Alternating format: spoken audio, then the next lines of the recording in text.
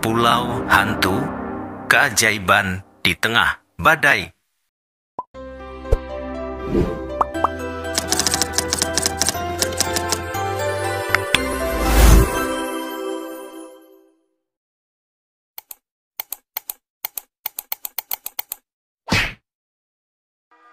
Di perairan Indonesia, terdapat sebuah pulau yang legendaris di kalangan para pelaut. Pulau tersebut dikenal dengan nama Pulau Hantu karena legenda mengatakan bahwa pulau itu dihuni oleh roh-roh jahat yang menghantui siapapun yang berani mendekatinya. Namun, di balik cerita menyeramkan itu, tersimpan rahasia yang lebih mendalam tentang kehidupan dan keajaiban yang ada di pulau tersebut. Cerita ini akan saya bahas dalam beberapa bab. Bab 1, Nelayan Penasaran. Kisah ini dimulai di sebuah desa nelayan kecil di pesisir timur Indonesia. Di desa itu, hiduplah seorang nelayan bernama Damar yang memiliki rasa penasaran yang besar terhadap pulau hantu. Sejak kecil, Damar sering mendengar cerita tentang pulau itu dari para nelayan yang kembali dari perjalanan mereka. Pulau hantu adalah tempat yang tidak boleh diganggu, kata Mbah Joko, seorang nelayan tua di desa itu, yang sering menjadi penjaga tradisi dan kepercayaan nenek moyang mereka. Roh jahat berkeliaran di sana, siap untuk menghantui siapapun yang berani mendekatinya. Meskipun dilarang keras oleh para tetua desa untuk tidak pernah mendekati pulau hantu, rasa ingin tahu Damar hanya semakin memuncak. Setiap kali ia melaut, matanya selalu mencari-cari jejak pulau misterius itu di cakrawala. Bab kedua, Badai yang Mendebarkan. Suatu hari, ketika musim badai telah tiba, desa nelayan itu dihantam oleh badai yang dahsyat. Angin kencang dan gelombang tinggi menghantam pantai, memporak-porandakan perahu-perahu nelayan. Damar, yang sedang berlayar di laut, terjebak dalam badai yang mengerikan. Perahunya hampir tenggelam oleh ombak besar yang menghantamnya. Dalam kepanikan, Damar berusaha keras untuk menjaga perahunya agar tidak terbalik. Namun, badai semakin memburuk dan Damar merasa putus asa. Ia tahu bahwa ia harus segera mencari tempat perlindungan jika ingin bertahan hidup. Lalu, terlintas di benaknya Pulau Hantu. Meskipun dihantui oleh rasa takut dan keraguan, Damar memutuskan untuk mencoba peruntungannya dengan menuju ke Pulau Hantu. Ia melihatnya sebagai satu-satunya harapan untuk bertahan hidup di tengah badai yang mengerikan itu. Bab ketiga, Petualangan ke Pulau Hantu. Dengan hati yang berdebar, Damar melawan ombak dan angin kencang menuju Pulau Hantu. Air laut yang ganas mencoba menghalanginya, namun tekadnya yang kuat membuatnya terus maju. Setelah perjuangan yang panjang dan melelahkan, akhirnya Damar mencapai bibir pantai Pulau Hantu. Namun, yang mengejutkan Damar bukanlah hantu-hantu menakutkan yang diharapkannya, melainkan pemandangan yang luar biasa. Pulau itu memancarkan keindahan alam yang memukau dengan hutan hijau subur dan air terjun yang mempesona. Damar hampir tidak percaya pada apa yang dilihatnya. Sungguh luar biasa, gumam Damar dalam hati saat ia mendaratkan perahunya di pantai pulau itu. Saat menjelajahi pulau itu, Damar merasa seperti masuk ke dalam dunia lain yang penuh dengan keajaiban alam. Di sepanjang tepi hutan, dia melihat bunga-bunga liar yang mekar warna-warni dan burung-burung indah yang berkicau riang di langit. Semuanya begitu berbeda dengan cerita-cerita menyeramkan yang pernah didengarnya. Bab keempat, Pertemuan Tak Terduga. Saat menjelajahi pulau itu lebih dalam, Damar bertemu dengan seorang gadis muda yang cantik yang sedang duduk di tepi sungai yang jernih. Gadis itu tersenyum lembut ketika melihat Damar, seolah-olah sudah menunggu kedatangannya. Gadis itu pasti warga pulau ini, pikir Damar dalam hati, tapi bagaimana mungkin ada yang tinggal di pulau yang dihuni oleh hantu-hantu? Namun, sebelum Damar bisa bertanya lebih lanjut, gadis itu sudah berbicara, suaranya lembut seperti gemericik air sungai. "Selamat datang, pelaut," kata gadis itu ramah. "Namaku Maya, apa yang membawamu ke Pulau Hantu?" Damar terkesiap mendengar kata-kata gadis itu. Dia tidak menyangka akan bertemu dengan seseorang di pulau ini, apalagi gadis secerah Maya. "Aku terjebak dalam badai yang mengerikan," jawab Damar. "Saya berusaha mencari perlindungan dan akhirnya berlabuh di sini." Maya mengangguk mengerti. "Kau beruntung bisa selamat," katanya.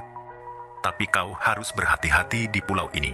Ini bukan tempat yang aman bagi orang asing." Damar merasa tersentuh oleh kebaikan hati Maya. Meskipun mereka baru bertemu, Damar merasa nyaman di dekatnya, seolah-olah mereka sudah kenal selama bertahun-tahun. Bab kelima, Rahasia Pulau Hantu. Maya menjelaskan kepada Damar bahwa pulau hantu sebenarnya tidak dihuni oleh hantu-hantu menakutkan seperti yang diduga banyak orang. Sebaliknya, pulau itu dihuni oleh kelompok orang tua yang hidup dalam kedamaian dan harmoni dengan alam. Mereka adalah orang-orang yang mencari jalan keluar dari keramaian dunia luar untuk menemukan kedamaian batin. Damar terkesan mendengar cerita itu.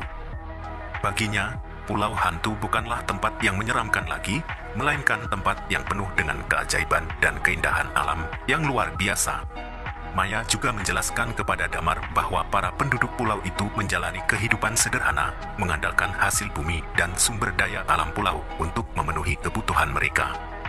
Selama beberapa hari, Damar tinggal di pulau hantu, menjelajahi keindahan alamnya dan belajar tentang cara hidup penduduk pulau itu. Dia belajar bagaimana bertani, memancing, dan berburu dari orang-orang tua di pulau tersebut. Meskipun awalnya skeptis, Damar semakin terpesona oleh kehidupan sederhana dan kedamaian yang ada di pulau hantu. Saat menjalani hari-hari yang damai di pulau itu, Damar dan Maya semakin dekat satu sama lain.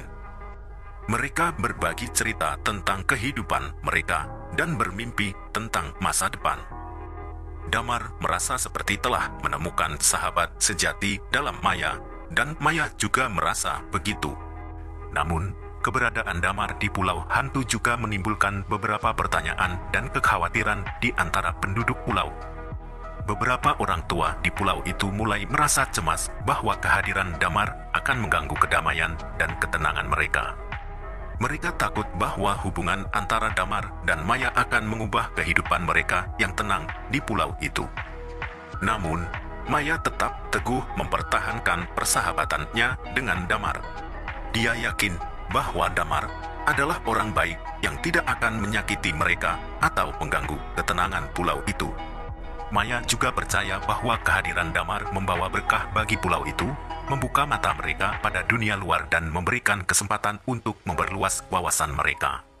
Sementara itu, di desa nelayan, ketidakhadiran Damar menimbulkan kekhawatiran dan kegelisahan di kalangan keluarga dan teman-temannya. Mereka tidak tahu apa yang terjadi pada Damar setelah badai melanda, dan setiap hari mereka berdoa agar Damar selamat dan segera kembali ke rumah. Namun, tanpa kabar dari Damar, kehidupan di desa nelayan terus berlanjut. Mereka terus melaut, mencari nafkah, dan menjalani kehidupan sehari-hari mereka dengan harapan bahwa suatu hari nanti mereka akan bertemu lagi dengan Damar. Bab ke-6, Pertemuan tak terduga. Saat badai akhirnya mereda dan cuaca membaik, Damar merasa sedih harus meninggalkan pulau hantu dan Maya. Meskipun dia tahu bahwa dia harus kembali ke desa nelayan dan melanjutkan hidupnya, hatinya terasa berat meninggalkan tempat yang telah menjadi seperti rumah baginya. "Jangan khawatir, Damar," kata Maya dengan senyum lembut. "Kau akan selalu memiliki tempat di hati kami di pulau hantu, kami akan merindukanmu." Damar tersenyum kepada Maya, merasa terharu oleh kata-katanya. Dia berjanji kepada Maya bahwa dia akan selalu mengingat kenangan indah mereka bersama dan bahwa dia akan kembali mengunjungi pulau itu suatu hari nanti. Dengan berat hati, Damar meninggalkan pulau hantu dan kembali ke desa nelayan. Saat ia mendekati pantai desa, dia disambut dengan sukacita oleh keluarga dan teman-temannya yang telah lama menunggunya. Mereka bersyukur karena Damar selamat dari badai dan akhirnya kembali ke rumah dengan selamat. Bab 7, Kenangan Abadi. Meskipun telah kembali ke desa nelayan, Damar tidak pernah melupakan pengalaman indahnya di pulau hantu dan persahabatannya dengan Maya. Setiap kali dia melaut, dia akan melintasi pulau itu dari jauh, mengingat kembali petualangannya yang luar biasa di sana. Di desa nelayan, cerita tentang pulau hantu dan pertemuannya dengan Maya menjadi sebuah legenda yang terus diceritakan dari generasi ke generasi. Setiap orang yang mendengar cerita itu merasa terinspirasi oleh keajaiban alam dan persahabatan yang tercipta di tengah badai yang mengerikan.